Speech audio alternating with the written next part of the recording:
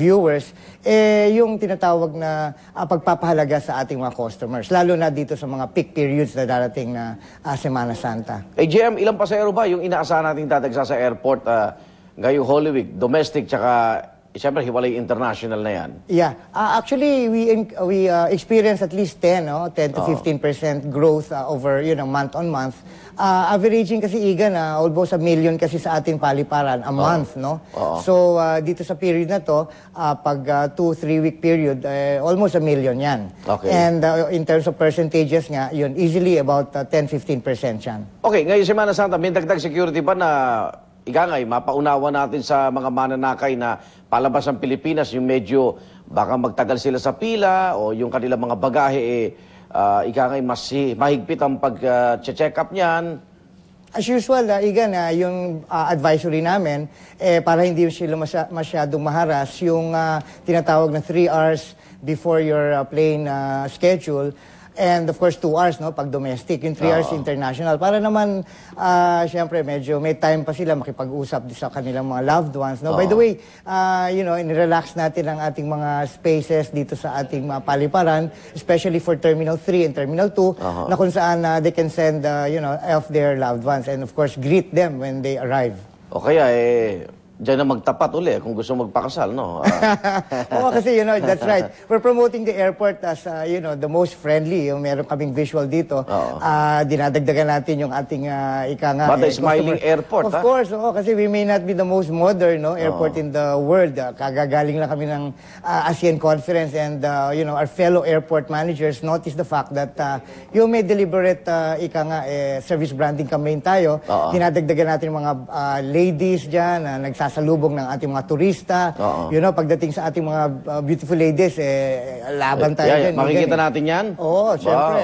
All airports yan. We have been managing 4 airports now. And Igan, would you believe that last year, we had a very, good year in terms of passenger traffic. We're about 24.5 million passengers last year. Ano yun? Record ba yun? Yeah, of course. Definitely. This is the highest for, congratulations. 28 years of existence of the MIA. Pero siyempre, yung pagngiti naman ng Pilipino, yung hospitality, hindi naman pinipili sa atin. Natural na sa kultura natin yan. Yes, sir. Siyempre, libre yan. That's why ang branding natin, we go the extra mile in terms of service. Dinagdagan mo ngayon ng S for service excellence. Gawin ang tama. By the way, on March 28, iniimbitahan natin lahat ng ating mga kababayan. We have an advocacy program together with the Character Building Foundation. Ito naman non-political and of course multi-sectoral, wherein we just espouse the best among, the best that we can in terms of being able to contribute to nation building. Hindi lang pala extra mile, extra smile pa. That's right. So yung payo natin sa mga manonood ngayon na AGM, agahan nila yung punta para hindi sila maharas. Totoo po yan. At kami naman dito po sa airport, that's right, 15 agencies, we're just teaming up together, so we would be able to, make the airport processes as smooth and as orderly as you can, with a smile, syempre. Okay. Congratulations and good luck sa darating na Semana Santa. Salamat po. Maraming salamat, TG Serrano po, Assistant General Manager for Airport Development and Corporate Affairs ng Manila International Airport Authority. Samantala, Korte Suprema, mali ang interpretasyon sa saligang batas na nagbibigay pahintulot kay Pangulong Arroyo na magtalaga ng papalit kay Chief Justice Renato Puno. Ayon po yan sa mga constitutionalists na sina Father Joaquin Bernas at Professor Christian Monsod. Ayon kina Bernas at Monsod, malinaw sa 1987 Constitution ang paglilimita sa kapangyarihan ng Pangulong magtalaga sa kahit anumang sangay ng pamahalaan. Pangunahing argumento kasi ng mga maestrado, hindi sakop sa appointment ban ang hudikatura dahil hindi ito binabanggit ng saligang batas. It was so unnecessary of them to taint their image and reputation and independence on this issue. I think many people lost respect for the Supreme Court. The Constitution means what the Supreme Court says it means until the Supreme Court changes its mind.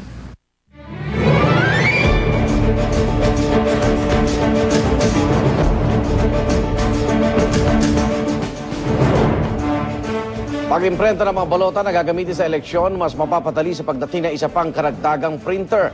At posible raw mas maagang matapos ang printing bago ang deadline. Darito ang report ni Tina Panganiban Perez. Good news ng Smartmatic. Posibleng mas maaga raw ng 1 linggo kaysa sa April 25 deadline ay matatapos na ang pagpapaimprenta sa mahigit 50 milyong balota para sa eleksyon 2010. Sa ngayon, 4 na printers ang nakakapag-imprenta ng mahigit 700,000 balota kada araw. Pero parating na ang isa pang printer. We have our 5th high-speed printer arriving from Japan within the next 4 days, and that will raise our output to about 1 million per day. We're targeting April 18 to finish the balloting.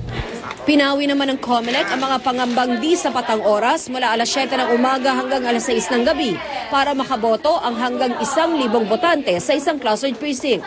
Lumabas kasi sa isang pag-aaral ng isang propesor sa UP National Institute of Physics na convener din ng kontradaya para raw makaboto ang ganito karaming botante. 75 kada presinto raw ang dapat bumoto kada oras. Nag-time and motion study sila Commissioner Lara Sabal here sa Baseco and in Mandaluyong and another one with IFES.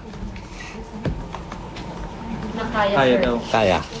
Pero para lalong mapadali ang proseso para sa mga botante, simula Abril, ipadadala ng COMELEC sa mga botante ang kanilang Voter Information Sheet o VIS. Nakalagay riyan ang sequence at precinct number ng botante. Sample ballot din ito na pwedeng pagpraktisa ng shading ng botante. Para sa unang balita, Tina Panganiban Perez reporting. Isang magsasaka patay matapos tamaan ng raket na inilunsad sa Gaza Strip. Isang polar bear sa UK enjoy sa bago niyang tirahan matapos ang 25 taong pamamalagi sa zoo. Huwag pa huli, tutok lang sa unang balita.